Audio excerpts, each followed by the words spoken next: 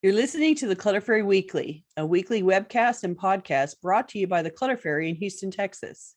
If you'd like to participate in one of our live webcasts, please visit cfhou.com/weekly. You'll find a calendar of upcoming webcasts, as well as instructions for joining the Zoom meeting via the app or by phone. We'd love to see you. That URL again is cfhou.com/weekly. Now here's the weekly episode. Enjoy. Hi, Clutter Fairy fans. This is the Clutter Fairy Weekly for March 17th, 2026. I'm your co-host, Ed Gumnick, and I'm speaking with Gayle Goddard, certified professional organizer and owner of the Clutter Fairy in Houston, Texas. Hi, everybody. Clutter Fairy Weekly is a webcast and podcast that digs deep into the clutter that piles up between you and the life that you want to be living. We explore the habits and behaviors that lead to clutter, and we suggest strategies to slow the accumulation, reduce the collection, and comfortably manage the stuff we decide to keep. If you're new to our Zoom meeting, we want to let you know that you can share your comments and questions via the chat, and I'll try to make sure Gayle addresses them before we move on to another topic. You can also use the raise hand feature if you'd like to ask a question or make a comment yourself via audio or video. And we are streaming the webcast live on Facebook, so you can share your comments and questions there, and I'll relay them to Gayle.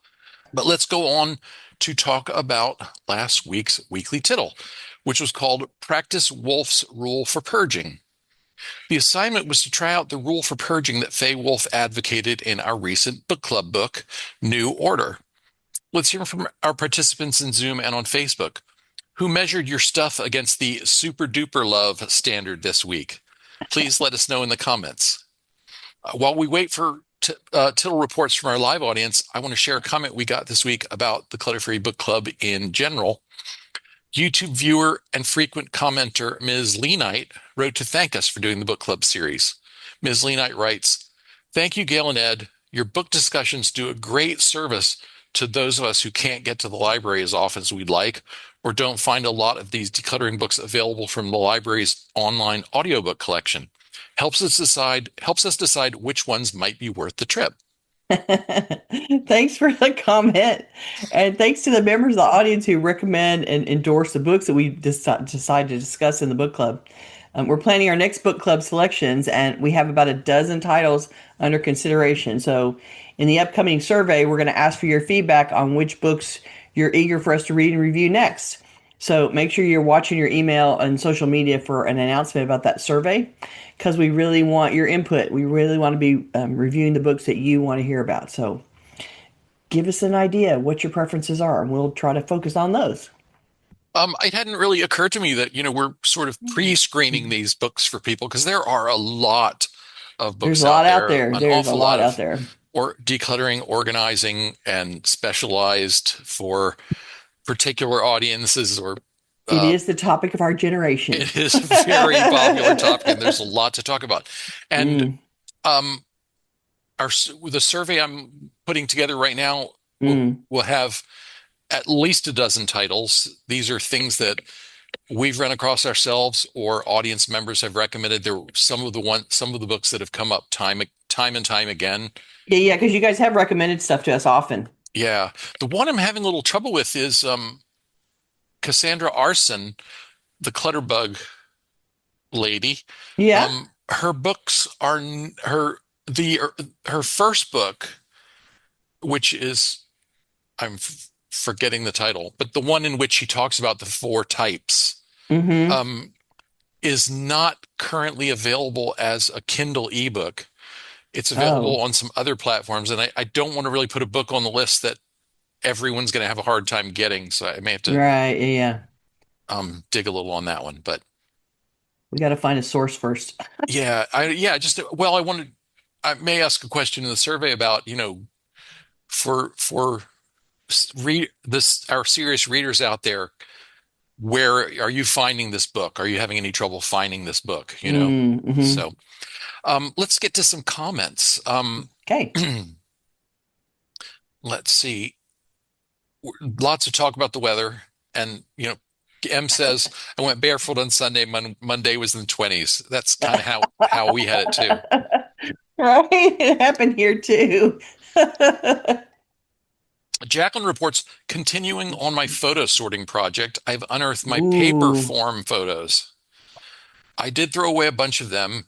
How many blurry pictures of a leaf can there be, and why did I save them?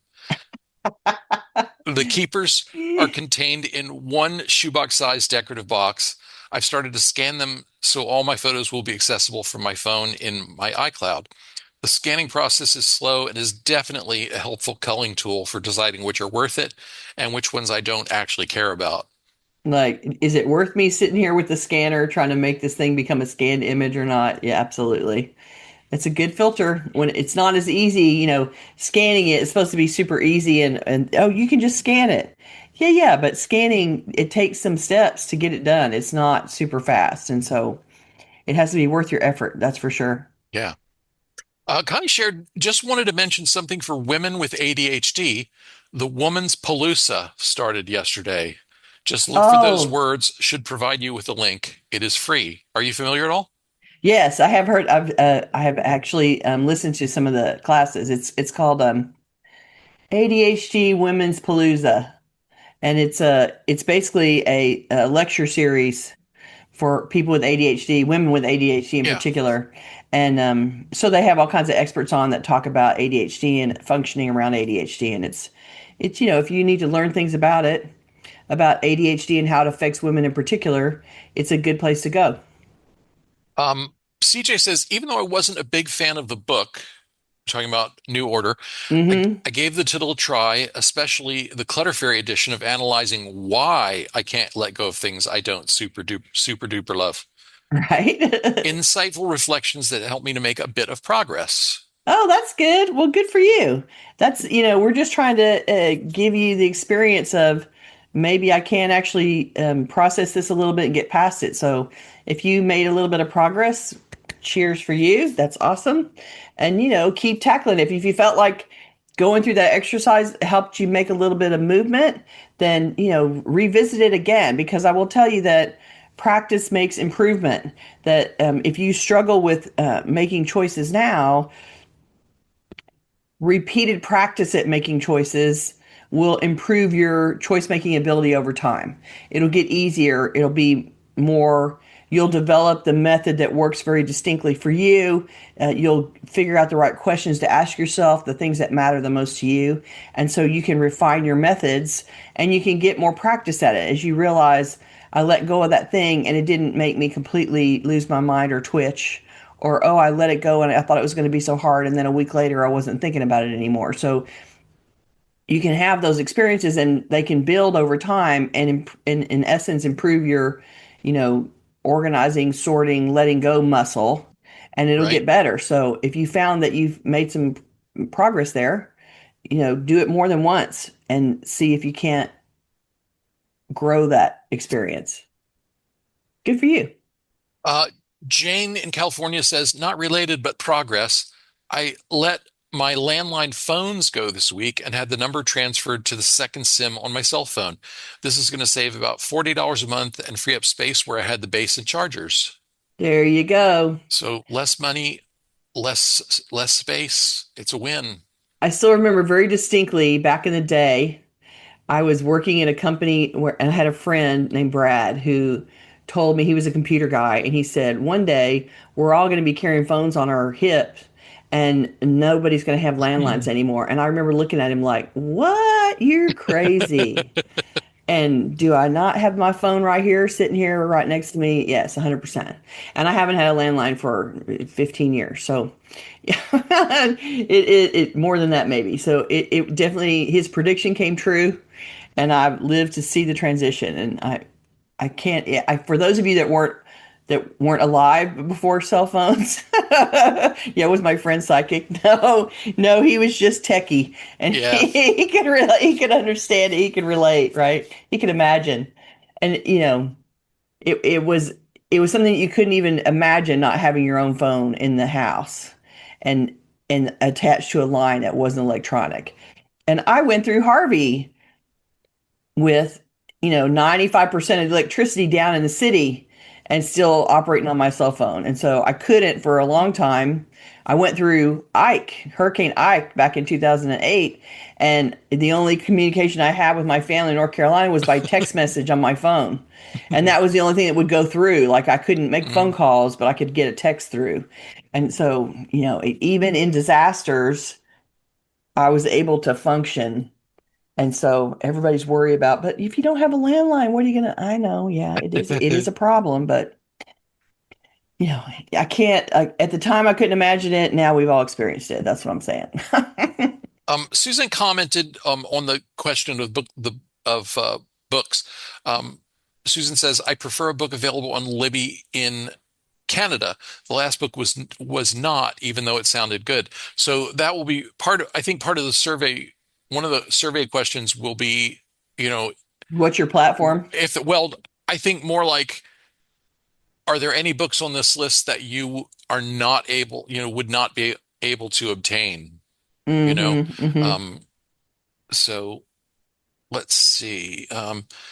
M mentions on the subject of scanning photos, you also have to wait for the scanner to do its job. Mine takes nearly a minute for each scan. Yeah, it's not fast. Yeah, If you want a good, if you want a good scan, if you want a high resolution scan, that's part of the deal. Like you can rapid fire it, but then the product that you get at the other end is not as digitally right. satisfying as, Yeah, waiting for the minute to make the scan work right. yeah. Yeah. Linda says the super duper love it vibe doesn't resonate with me. I'm trying to Mm. be less attached to stuff. A phrase from the minimalist helps me love people, use stuff. I like it. That's what I'm saying. Like you got to adapt for whatever makes your brain roll and make decisions and make choices and move on. Like if it doesn't work for you, that's okay. It's going to work for somebody else, and you have your own technique. So good for you. Let's see. Love people, use stuff. I like it. Irish Michelle says, Happy St. Patrick's Day from Ireland. Oh, happy St. Patrick's Day back. And Kanasata to Ed. I probably am not pronounced Kanasata. I can't remember how I my Gaelic was enough years ago now that I'm rusty on it, but Right. she's asking how I am. I think I am taking advantage of being off on a Tuesday to tune in live, which is lovely. I watch April from The Thank you. Space Maker on YouTube, and she has a book called The Mindful Art of Space Making, which might merit a book club suggestion. That is on the list. Oh, cool. Okay, awesome. Yeah, I enjoy listening to your posts. So, uh, So we're glad you got to come live today. That's and always exciting when people can make it. and then another Gaelic phrase, which I think means thank you very much, but I could be Oh. wrong. I'm Yeah, so I'm really rusty on my yeah, but the fact that you can even look at it and tell what's going on yes, is a miracle, I right? Like, recognize the words. yeah, I mean, he literally did. When he was living in Houston, he did. What's the training? The other, Duolingo? yeah, yeah, yeah. He Yeah, did Duolingo Gaelic study, yeah. so he would occasionally spout out words at me back in the day as Um, he was learning them. a user who's going by the name of their phone, Sam, we'll just say Samsung, is this the commenter Okay. says, I'm not tech savvy, but would it work to send photos to Walgreens Photo and have a zip drive created? I have Uh, not. I I think you can take Yeah, have them scan it for you. paper photos or even Mm. negatives, right? And they will Yeah, process yeah, them and they'll to process them. digital. Sure. And then this the speed becomes their problem and not yours, right? Like Right, you drop it exactly. off, and however long it takes to scan is their issue, and you don't have to worry about it. So sure, if you're willing to pay for that service and not do it yourself, why not? Um, One less thing for you to do. Kara has a comment, and this is on the topic, I think, of super duper love. She says, My brother said all 35 of my screwdrivers spark joy. So it's the same problem. Yeah, honestly, super duper love causes the same problem for a lot of us, I think, that sparking joy did, which is some maybe that's you have to interpret the feelings that you have about your stuff. Mm-hmm. And it's easy to go to interpret your feeling as love, I want them attachment, all. affection. when it may just be this thing feels comfortable because it's always been around. Hmm. So, Well, and that's the reflection of somebody who is into tools, who collects tools, who thinks about tools, right? And so for them, the interest is already there. It's the base of all the judgment is that I'm into tools, right? Like I'm into beads. I like all the beads. I think all the beads are cool. I would love to have all the beads, but I also know that I have degrees of love about it, right? mhm. Like there's some that these beads on the I think beads are cool spectrum are lower down. And so I can let stuff go to other people and keep the things that I, like better. Screwdrivers, it's cute. You don't know how many times in my career I have heard the phrase, it's so cute. It's the original standard that everybody judges it by. And then we always have to have this and the conversation. Okay, it's cute and It's cute, and you could go to the store and visit it occasionally if you want to revel in its cuteness, right. right? And you can love some of them more than others, and you can not keep all the things that you are cute in your lifestyle. Like everything that you encounter in your life that is cute doesn't actually have to live with you. And I point that out, and people try to offer me stuff sometimes. I'm like, but you said it's cute. Yeah, yeah, but I'm not taking it home. I don't need to have it in my life. I can admire it from afar and release it out into the wild to someone else to have. And that's the judgment call that we all have to make after everything is cute. Right. Okay, we better get on to our main topic. Okay. Managing our own stuff is tough enough, but the process gets even more difficult and complicated when we're caregivers for children, dependent adults, or elderly parents. Today, we're going to explore the complexities of decluttering and organizing for people who depend on us and offer strategies for navigating these special clutter situations. Before you start, Gayle, I want to share the inspirations. Um, Amanda, who has small children, uh, Mm, said asked in response to one of our surveys, have we discussed decluttering for caregivers? It would be cool to hear some strategies for people with small children, adult dependents, or elderly parents, anyone who needs consistent supervision. It can be tricky to find time when your special people are up and around, especially if the spaces to be decluttered are not the safest or cleanest. hmm And then Sandy asked in another survey, can you share advice on what to say to aging independent parents who don't or won't ask for help to maintain their home, but hmm clearly cannot keep up with the general cleaning, laundry, trash, and recycling any longer? I want to help, but don't want it to be a huge fight every time I come over. No kidding, right? That's just the most miserable. So, yes, we're going to talk about all that. So, thank you for those inspirational commentary in our surveys. And if you're trying to manage someone else's stuff, it's really easy to forget it's someone else's stuff. If you're the responsible adult in charge of someone else's life and the stuff that comes with it, you're often challenged by the intersection of their autonomy and their agency and the need to keep them safe, clean, and contained. The situation is a very delicate dance and it requires resources of patience and care that are different than when managing your own stuff. Whether we're talking about small children, adult children who live with you or don't live with you, or an elder relative that you're caring for in your home or theirs, the interactions can be difficult and strained in the best moments. Sometimes the encounters go off the rails too. Your reaction to the environment is certainly affected by how you feel about what you're seeing as well. I'm just saying there's a wealth of emotional response to manage here. Non-psychologists here, we always have to state that, not the psychologist in the room. I'm just the organizer in the room. But I'm going to attempt to explain how I navigate these types of clients and hopefully give you some ideas about how to manage better yourself. And wish me luck on doing my best to explain this to you. My first responsibility in any client interaction is to mitigate risk. I may want to seriously clean up a place and to dive in and rearrange everything and remove huge volumes of stuff and make the space navigatable, clear, and safe for the client. But the result that I want to achieve on behalf of my client may be way too ambitious for that client to even think about, much less live through happening. So I've learned to focus on mitigating risk.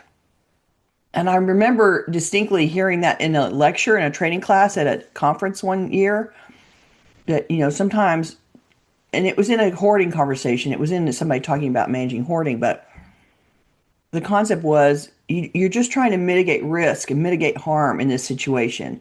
Yes, you want this house to not be a complete and total disaster, but But yeah, but getting from where you are to there is way more than the client can manage. And so focusing on mitigating risk is usually the easiest, most direct path.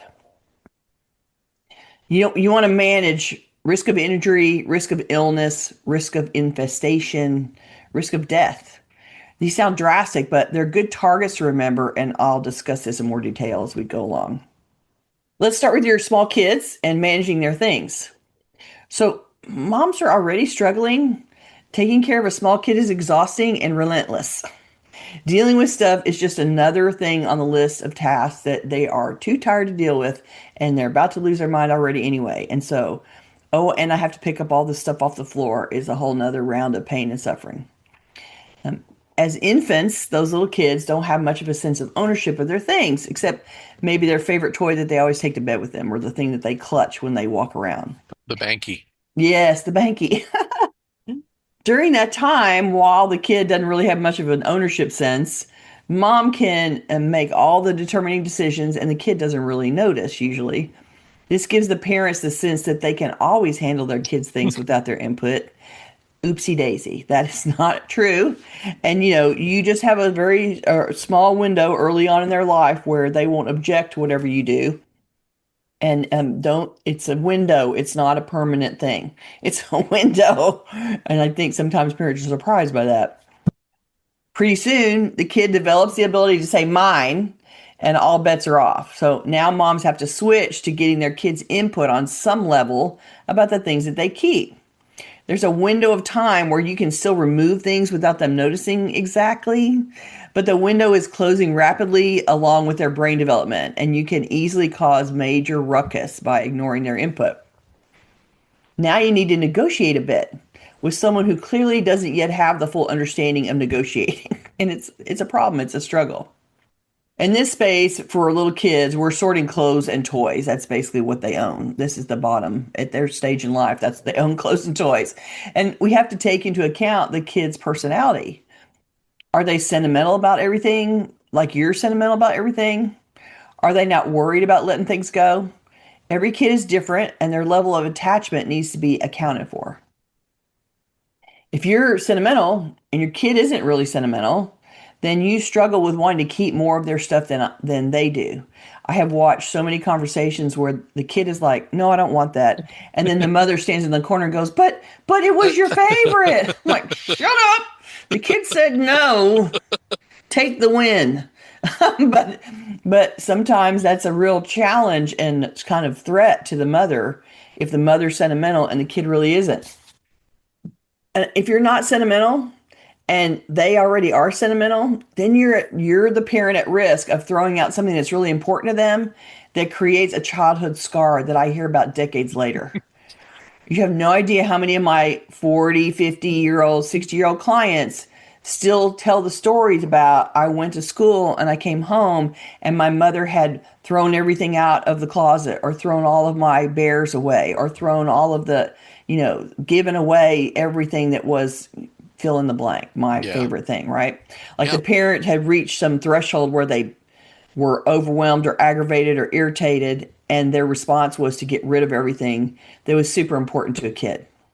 And in the moment, the parent is reacting out of stress, overwhelm, aggravation, whatever's going on.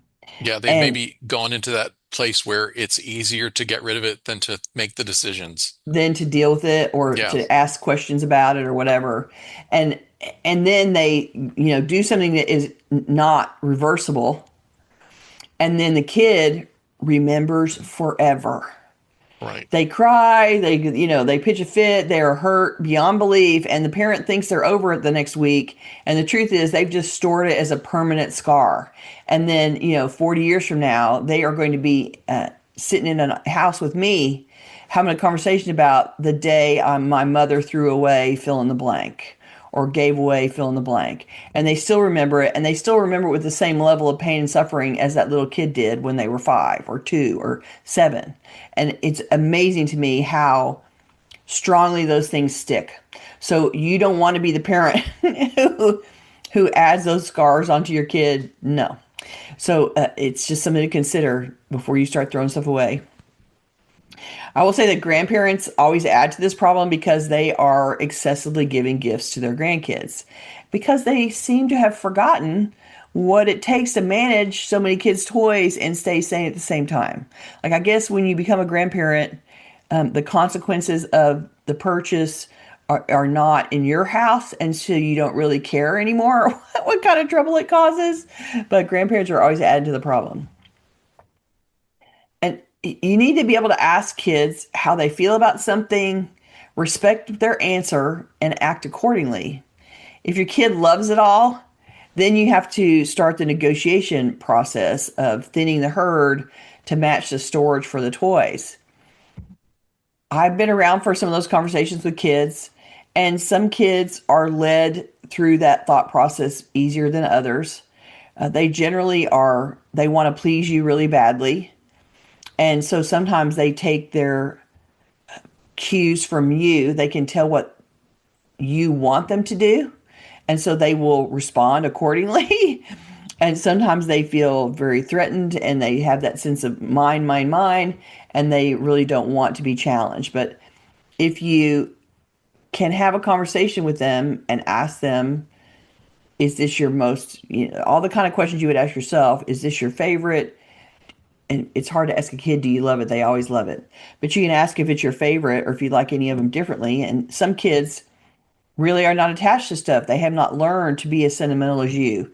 They have not had that input yet. And so they can say very clearly, not into that anymore. And you should just roll with it and let it go. If they're not into it anymore, out it goes. If they're being too flip about it and you respect their wishes and give away something that they later are sorry about, then you can say, okay, so you did tell me it was okay. So I'm sorry that you've changed your mind.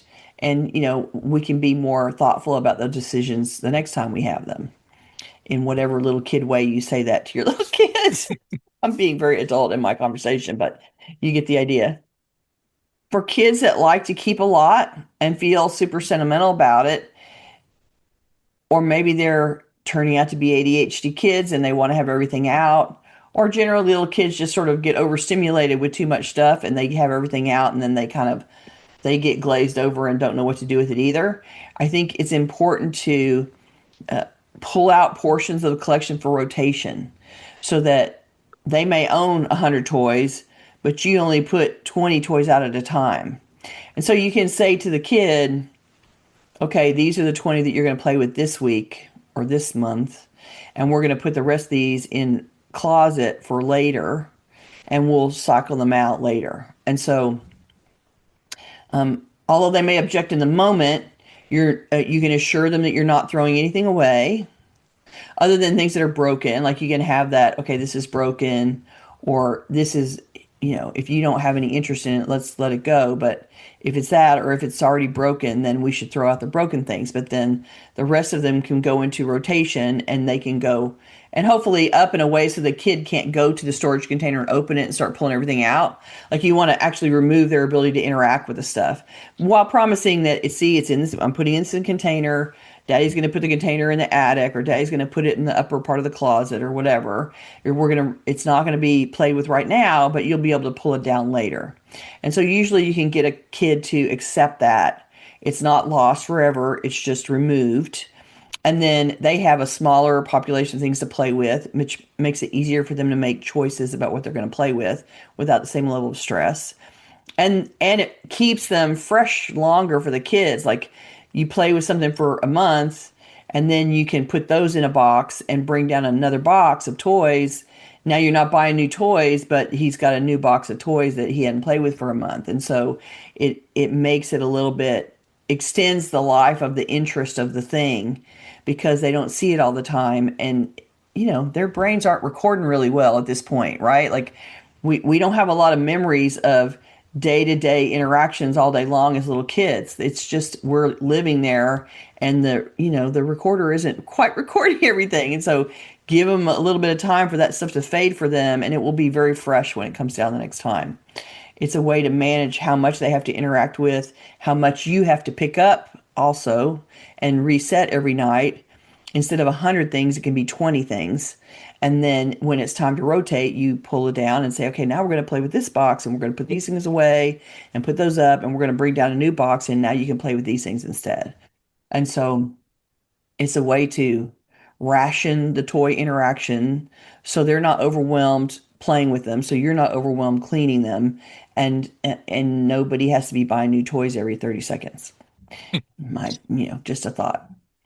And then sometimes, when it comes back down, then you'll have better feedback, right? Like if it's been off the table for a month and it comes down to be played with and it's still ignored, then that's telling you it's probably not their favorite toy. It's probably not something that engages them. And so it'd be an opportunity to ask them again.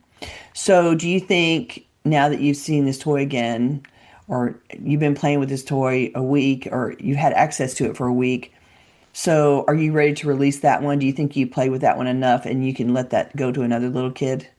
And sometimes it's been out of sight. I'm not reacting to it immediately. I bring it back.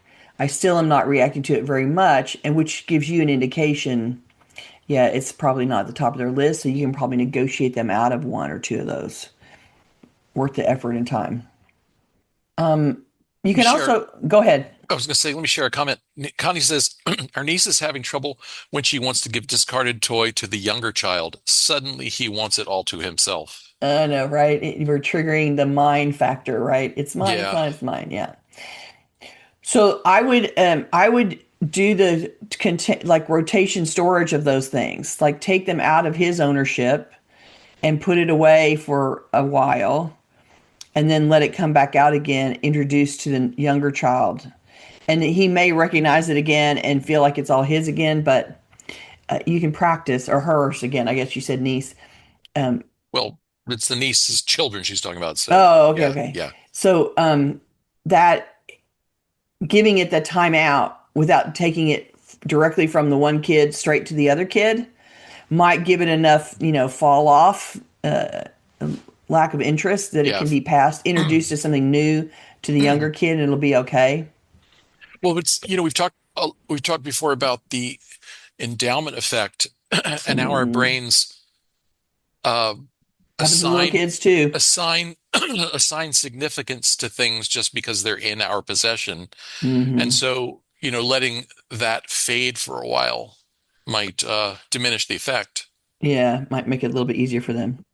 Yeah, and if they're then you're introducing the conversations about, okay, you had your chance to play with it for a long time, and now we need to share. Yeah, And you're introducing the concept of sharing. right. If it's still even after it's been removed and brought back, if it still elicits a big response, then okay, if you want to keep that, then we need to take one of these things to give to her instead. Like you trade out. If she doesn't want to surrender that one, then ask her to surrender something else, Well, and she can make a choice between what she surrenders. and this is an opportunity also to introduce kids to that idea that that so many of us adults have to work so hard to wrap our brains around, which is something sitting around in our house that we never use might be useful to someone right now, someone Hmm. else. Someone has And a need. so, you have stopped playing with this. Maybe your little brother, wouldn't you like for your little brother to enjoy it too? You know, um, Hmm. Yeah, I introducing mean, that. and kids still have that. They have a lot of sense of care about others around them, right? Like they're able to, on some level able to say, yes, I want my little sister to be happy, or I want my Yeah, friend to be happy. yeah. Okay, you can also introduce the concept of container limits here. So if you have containers that you put stuffed toys in, then you can say, yes, I know you have 150 stuffed animals, which of course Mhm. every small kid does. But you can say they have to fit in here. And if they, if it doesn't fit in here, then we need to give that to somebody else to play with. And so you pick your favorites and put your favorites in this container. And then when you've filled the container up, then we have to, those choices aren't your favorite anymore, and we have to let somebody else play with them. And so, um, particularly if they're young enough that you're still asking them to help you click up, like you can help them participate in managing the space. So little kids really want to help mom. They want to like do participate. Little kids end up with little plastic vacuum cleaners and like they're Mhm. trying to imitate mom doing stuff and they want to be helpful. And so sometimes you can trigger that help mommy put things away idea and have them put things in containers that they can easily put them in. So they'll have lids, that kind of stuff. And then say, this is the container for the trucks. And if it doesn't fit in here, you can't, that's your limit. That's as many trucks as you can have, right? And so it is an idea to introduce limits and container storage and filling up the container storage and making the choices about what rates being in the container and what is then won't get in the container and has to be released. And those are good concepts to start teaching them about the idea of managing their space and organizing their things. So those are some thoughts about little kid management that is completely different when you get to adult kids. So, is there any more comments where I shift gears a little bit Let's here? no, let's keep going. Yeah. Okay. So, when you get to little kids, when the little kids evolve, and now you've got adult children, basically, I'm thinking, you've got high school or they're just gone off to college. They at least their brains have developed enough that they have a better ability to negotiate more clearly. And at this point in their life, they can help with releasing things from their childhood. So you can help them filter their contents before they go to college instead of, 5 years after they've graduated, because they're going to be packing up and preparing to go to school without thinking that this is a pivotal intersection in their life where it's about to completely change. They're going to move out for the first time and they're never coming back to this teenage life. It's never going to be this life again. They're making a major change. And so making them aware that this high school bedroom is never going to be their bedroom in the same way again. Yes, they may stay there again, but they're never going to be in their high school life living in that bedroom as a high schooler. And Right. so all this stuff is now part of their past. And talking to them about going through the contents and deciding, helping them organize it, helping them box up stuff that is truly memorabilia for them. And if you leave them to do that alone, they're just going to throw a bunch of stuff in boxes and shove it in the closet. And then you're going to be unearthing them 10 years from now and trying to go through them. So if you sit with them and help them decide, okay, these are the things that I want to take down and pack. I need to go through all these drawers, and you can guide them. We need to go through everything in your desk and throw out old schoolwork that you don't care about anymore, and get rid of the random supplies that aren't going to matter because you're not in high school anymore, and do that filtering that reflects the major change that's happening, this shift from I'm a school student at home in my mother's house to I'm a launched adult in theory and moving out, or at least the way that I manage my life is about to change because I'm not going to be in high school anymore. Either I'm going to college or I'm going to start work, and all of the way that I deal with my life is going to be different. And so I think just the exercise of going through their teenage bedroom and helping them manage the stuff, box things up and label them very carefully. These are keepsakes that you care about.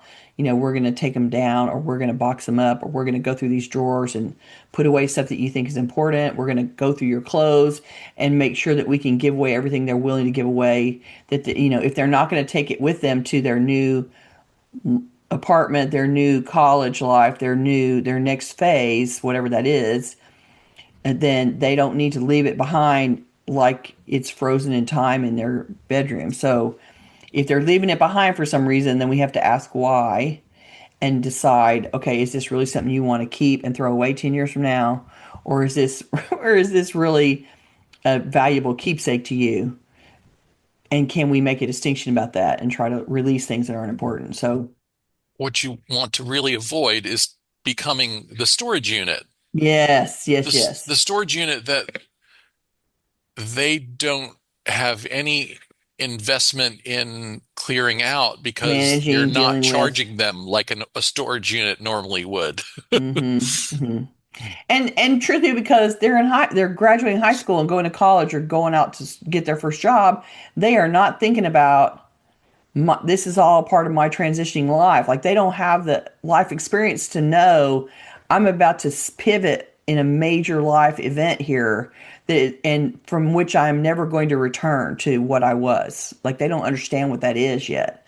And so focusing on the stuff gives them a little bit of an inkling of what's coming and allows them to be conscious. It makes them conscious choices. They're focused on the fun and the excitement of I'm leaving the house and I don't have to listen to you anymore and I'm going off to college or I'm going to start living in an apartment or whatever. They're focused on that thrill and they're not focused on the stuff management around it. And so asking them to do that with you in their space can anchor their thoughts a little bit about what's happening. And also, even if you only get partial cooperation, you get some decisions from them about things that can leave the house now that you won't have to be going through 5 years from now. So anything that you can get them to like let walk off under their own decision making right now is like one less thing you have to deal with later. I'm just saying. Naomi commented, I had the problem of not trusting the young adult child's disinterest, always thinking they might change their mind later. I get it. I hear that. And I think that on some level, there is a little bit of a risk there. They might change their mind later, but they're not going to throw away everything. And the fact that you find it interesting doesn't mean that they will find it interesting. Like, don't be confused that what you would do with the stuff is what they would do with the stuff. And so you still have to respect their choices. And this is still a learning experience for them. If they're nonchalant about it and they give away things that they regret later, they will learn to not be nonchalant about it. But you can't prevent them from throwing away something that they're clearly not wanting to deal with. And I would say that if that's their response, they're likely, I mean, you can find out if they're making those decisions under duress. Like, are they feeling particularly overwhelmed in the moment? Are they struggling right now? And you don't feel like they're making good decisions because they are tired, stressed, hungry, overwhelmed, right? If it's an overwhelmed stress response, then yeah, they might regret some later. But if the truth is they're giving you their honest opinion about something and they're likely just those kind of people and you just don't quite understand it. Yeah, Like you don't understand that they don't really want to look back at all of their stuff and remember it later. They're moving on to the next thing and that's okay with them. And it's yeah. just their worldview. And so it's not how you would do it, but it's how they might be doing it. I think if you're a parent who finds yourself in that situation, not trusting your child's decisions to let things go, you could perhaps keep a few of those things as yours, but be honest that, I'm keeping this because It's a keepsake for me.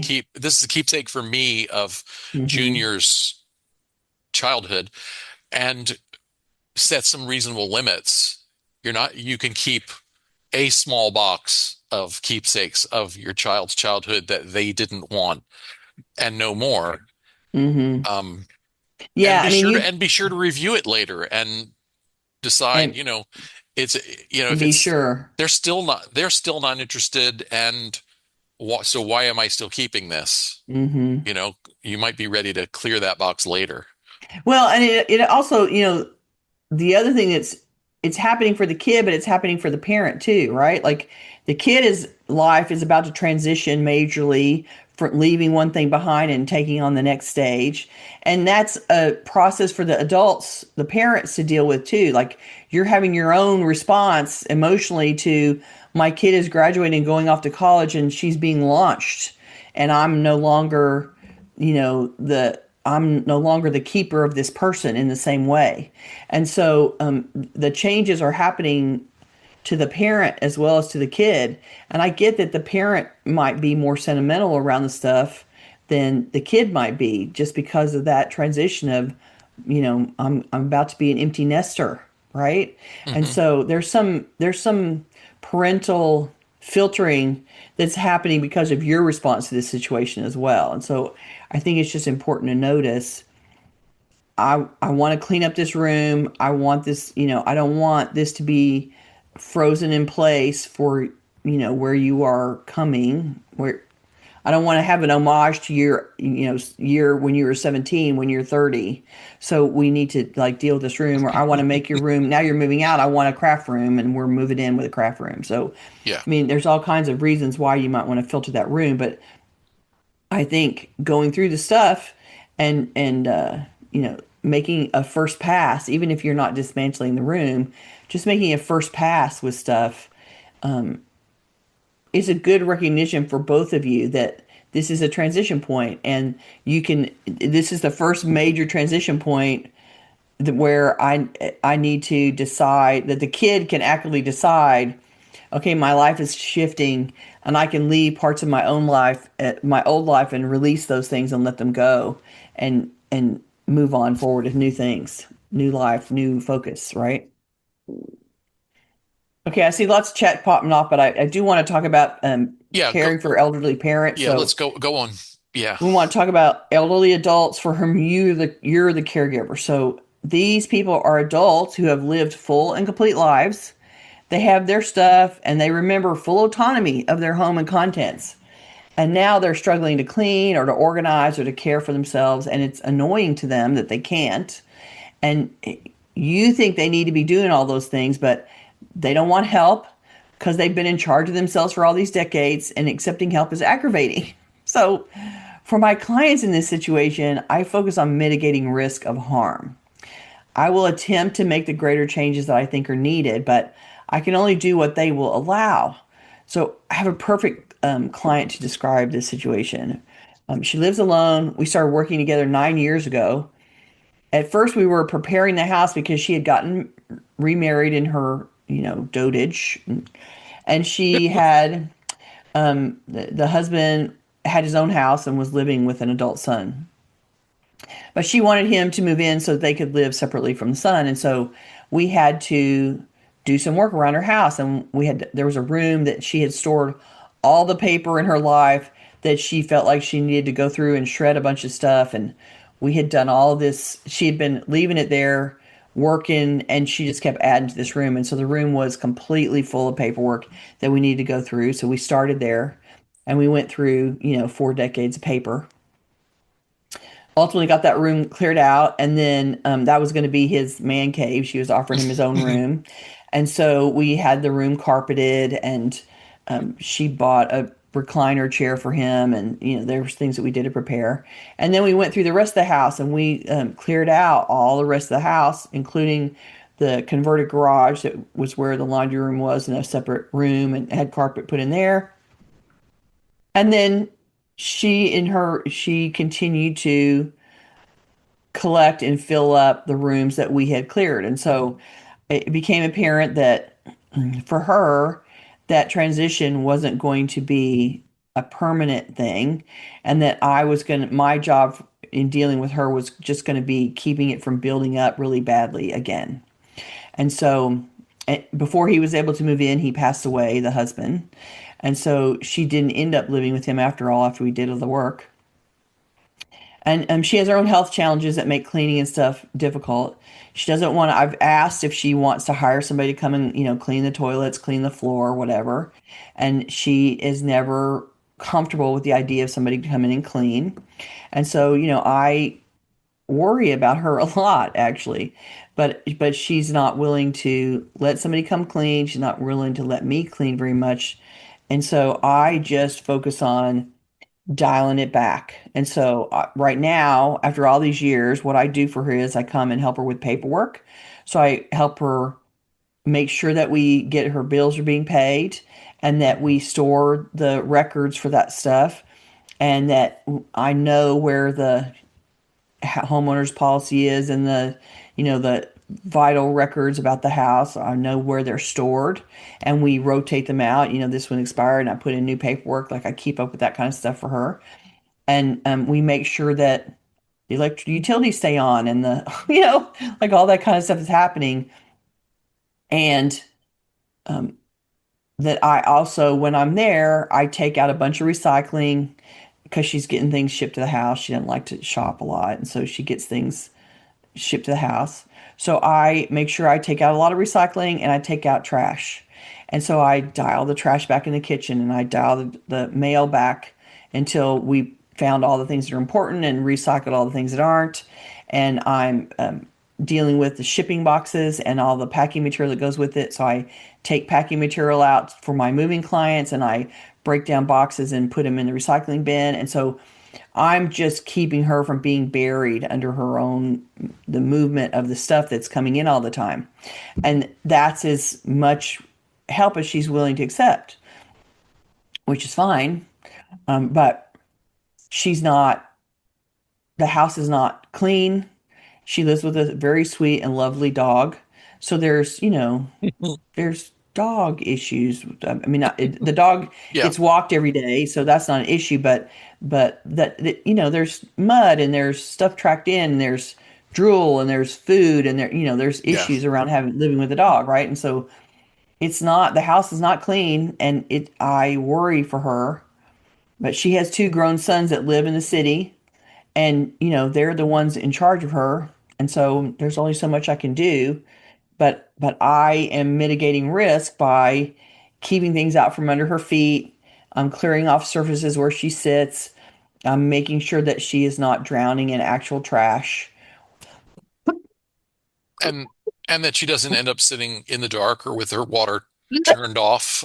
Yeah, yeah, Yeah. with no heat because it's cold outside. Yeah. Exactly. So, and that to me is it's the bare minimum that I can provide, but it's something that she's willing to let me do that I know that the sons will not come and do. And so it's how I mitigate the risk for her. And Uh, there may come a time when you have to talk to the yeah, sons and yeah, negotiate a different arrangement. yeah. Like I think it's time. I'm Yeah. not there yet, and she still can drive herself around, and she's still, making sure that she's eating. Like I can tell she's having food, and so I know that she's generally okay. And I just worry about the state of the house. And so, Yeah. but I also know like one thing that she allowed me to do, which was great. So when the dog was newly there a couple years ago, in the transition to the new house, the dog had some stress, ate something funny, I don't know what, and had some diarrhea on a rug in the living room, which she sort of blotted up at the time and then left. And so I was concerned for a long time that she was living with this rug that had feces on it, dried Hmm. feces on the top of it, Yikes. and it bothered me. And so I was like, I can get here's, we can have that. Why don't we have that rug taken out and cleaned? And it was a living room rug, and she likes the furniture in the living room. She likes the arrangement in the living room, and so part of it was because the rug was part of her, front room that she would talk to people in Yeah. who came to the house. And so I was able to book somebody. They came and picked it up. They rolled it up, took it away, cleaned it, brought it back, laid it back down. And it would, cost 300 or 400 bucks to have it done.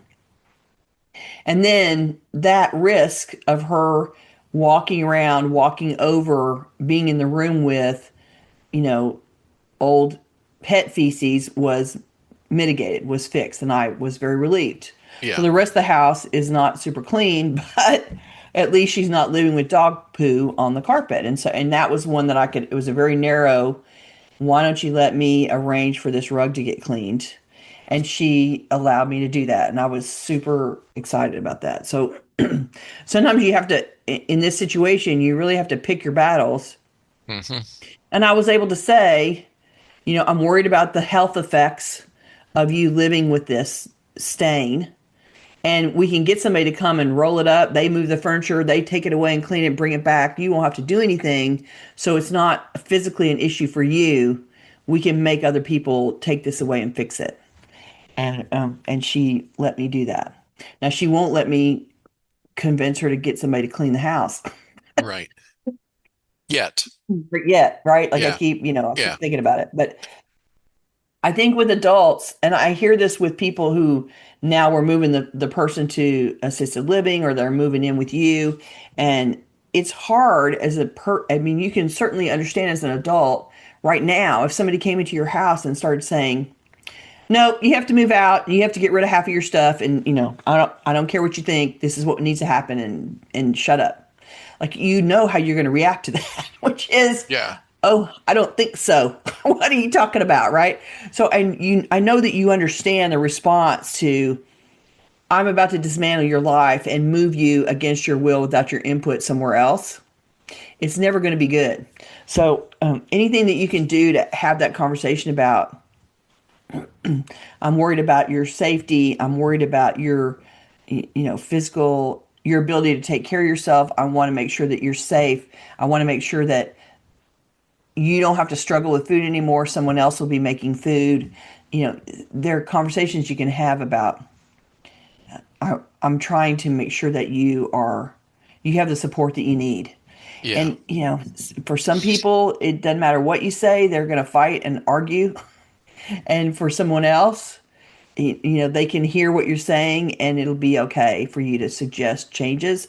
But I think it's really important that you at least have to try to have the conversation with them and engage them in the conversation, and not react like, oh my God, this house is a wreck, mother. Why do you live like this? Because I'm old and frail and Yeah. don't have the strength that you have anymore, and you're not old enough to understand what that is like. Yeah. So stop yelling at me. Like, Okay, we are just about out of time, oh, and it's there's true. Okay, another sorry. question I'd like you to Okay. try to give a quick answer to. Okay. Amanda, who was one of the commenters who Oh, the inspired this original. Yeah, yeah, episode, yeah, yeah, yeah. she says, I made one of the survey comments about this topic when I was feeling deflated and exhausted. I was Mm, thinking along the lines of, how do we get decluttering done while the dependents are actively underfoot? The obvious answer mhm. is to hire a babysitter, but I hate the idea of paying someone so I have less time with my toddler and more time with my dusty basement. Well, and that's the intersection of, I need to get something done, and the toddler always interferes, right? Yeah, So I think if you think of it as, you can do a path that doesn't you can do a path that keeps you in contact with your toddler, or you can recognize, and then the job is going to take 5 times longer than it would otherwise. Or you can shorten the window of time that is required to do the work if you can focus on it without interference. And maybe you intersect it with, grandma, go take the kids to play for an hour, and you're not going to do the whole basement.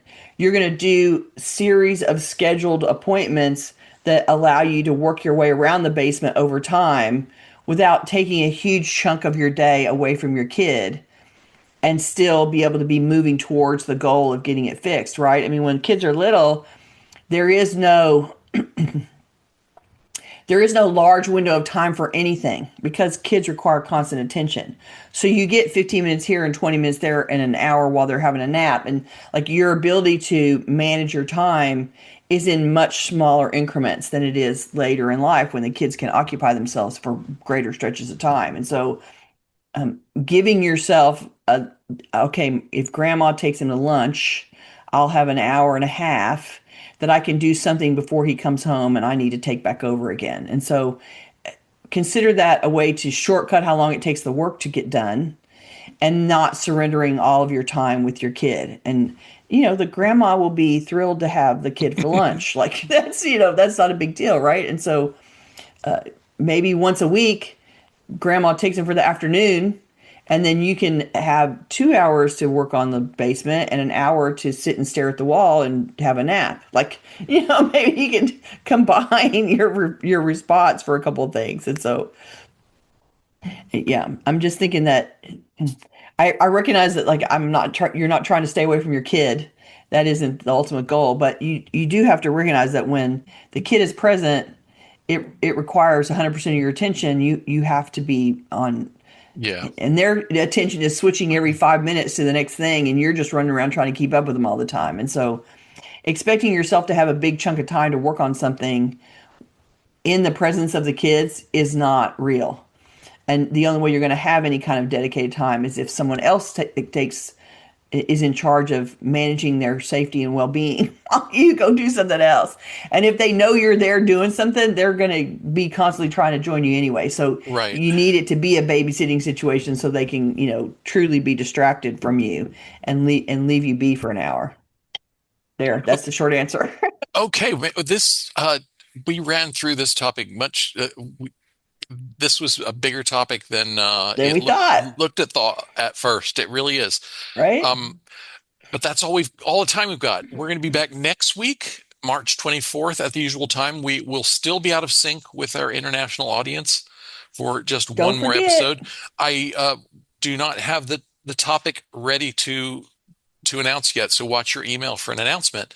We also are not going to we we don't have a formal weekly tittle this week, but we are going to put out the book survey this week. And so Mm-hmm. really your weekly tittle is watch your email for the book survey and let us know what books you'd like to talk about Yeah, yeah, we next. really want your input on that. So please Yeah. don't, we don't want to review a book that you don't care about. So please make your choices known. We want to hear from you. Yeah. So we're going to have about a dozen titles that we've picked out or that have already been suggested to us. And then, of course, you can also suggest additional ones.